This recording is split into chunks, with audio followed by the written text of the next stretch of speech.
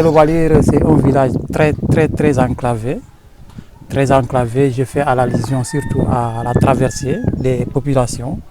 Là, je demande aux autorités locales qui vont remonter notre doléance vers la nation pour qu'on puisse quand même nous doter des barques normales. C'est-à-dire aujourd'hui, quand vous voyez le village, c'est en bois et ça coûte beaucoup d'eau. C'est vrai que les années passées, on a subi ici des pertes humaines qui nous font très mal jusqu'à nos jours et on n'aimerait pas que ces choses-là quand même se répètent. Que l'État nous regarde avec des yeux de franchement pitié pour nous venir au secours avec des pirogues en fibre de verre. Une pirogue qui ne coule pas de l'eau. Ça, c'est pour la sécurité des traversées villageoises. Parce que les grandes cérémonies en général se font à Séléki parce que nous sommes ressortissants de Séléki. Donc, autant mieux avoir des barques normales qui vont assurer les traversées vers ces zones du royaume. Nous pourrons nous allons l'avancée à la langue salée dans cette île-là. L'île-là, c'est en fait partie des îles qui produisaient le plus de rizières, mais actuellement, nous en perdons chaque année des surfaces et des surfaces. C'est vrai que nous ne pouvons pas soulever ces digues-là avec les mains, mais aujourd'hui, il faut quand même créer une autre technologie qui va nous permettre de pouvoir construire des digues qui vont quand même tenir longtemps. On essaie de soulever, mais avec le vent, ça affaisse tout de suite ces digues que nous essayons de soulever. S'il y a aussi une possibilité que l'État aussi nous vienne en aide pour construire ces digues-là et essayer de retenir encore ce village qui est tant bien aimé par le tourisme, très bien visité par le tourisme, que nous aimerons bien préserver jusqu'à peut-être des années, encore plus de l'avenir, qui nous aide à le faire. Nous pourrons tourner le côté de la santé. En tant qu'agent de la santé, quand même, cette année, depuis 5 ans, il y a un grand changement au niveau de la case de santé. Parce qu'il y a quand même appui de la commune qui nous donne des médicaments, les partenaires aussi qui viennent, qui nous appuient financièrement et qu'on parvient quand même à renforcer la pharmacie au niveau de la case de santé. Mais le gros problème, c'est les acteurs de la santé communautaire qui sont là-bas. Moi qui vous parle, je suis acteur de la santé communautaire depuis 1994. Je suis au service de mon village sans aucune motivation. C'est vrai qu'à l'époque, j'étais jeune, je n'avais pas de responsabilité. Mais aujourd'hui, je suis père de famille avec mes responsabilités. Donc nous demandons toujours à l'État et aux autorités locales de bien vouloir faire quelque chose quand même pour les acteurs, de motiver un peu pour qu'ils puissent faire quand même leur travail normalement. Nous sommes 2 acteurs de la santé ici. Moi, je suis l'ASC et il y a aussi une matrone qui est formée pour assister les femmes dans l'accouchement. Tout ça, je ne laisserai pas en rade, les doléances sont les mêmes. Nous allons maintenant du côté des jeunes. Des jeunes aussi qui sont là depuis des années et ils ont essayé de construire leur foyer jusqu'à le jour où le foyer ne peut pas finir. Ça ne peut pas finir, donc aussi s'il y a quelqu'un qui peut les aider, il n'a qu'à les aider parce que aussi les foyers, ça permet aux jeunes de revenir pendant l'hivernage, essayer d'épauler leurs parents pendant les travaux champêtres.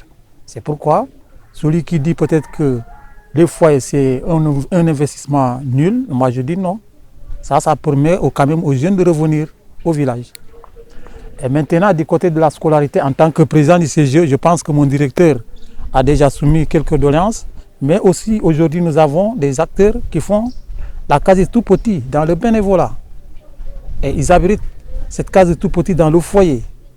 Imaginez la nuit quand les gens dorment, c'est les chèvres qui passent encore la nuit au niveau du foyer, parce que le foyer n'a pas de porte.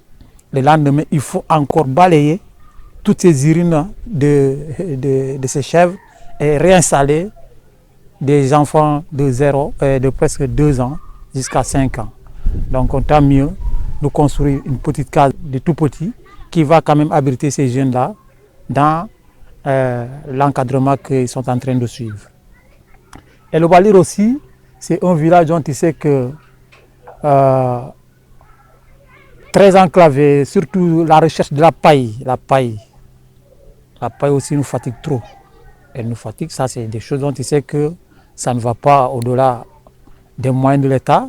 Mais aujourd'hui, avec le temps Watt, j'ai quand même à réussir. On a accolé quelques maisons qui soulagent au moins un peu les parents.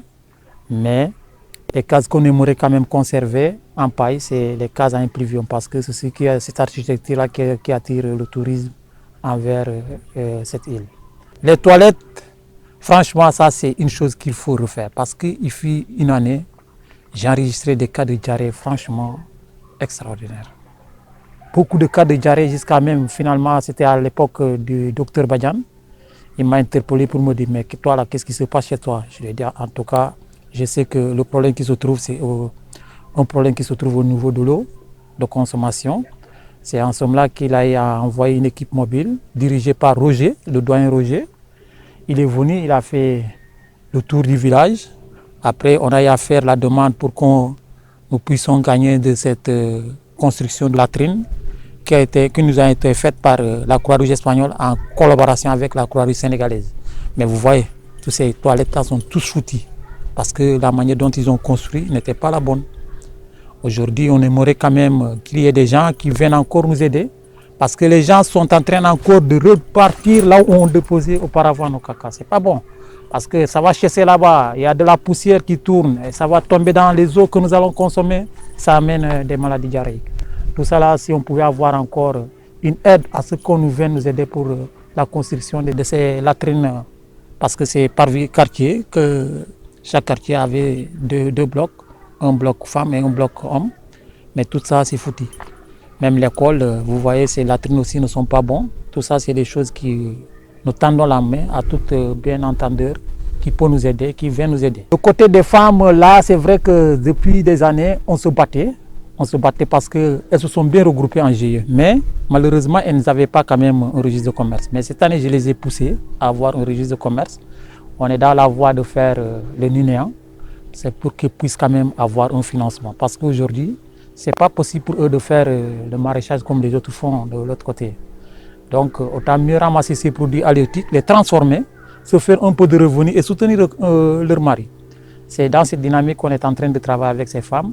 Mais celui qui m'entend et qui peut aider encore plus ces femmes-là, il n'a qu'à venir les aider. Parce que nous, ici, nous sommes de gros pêcheurs de crevettes, c'est vrai.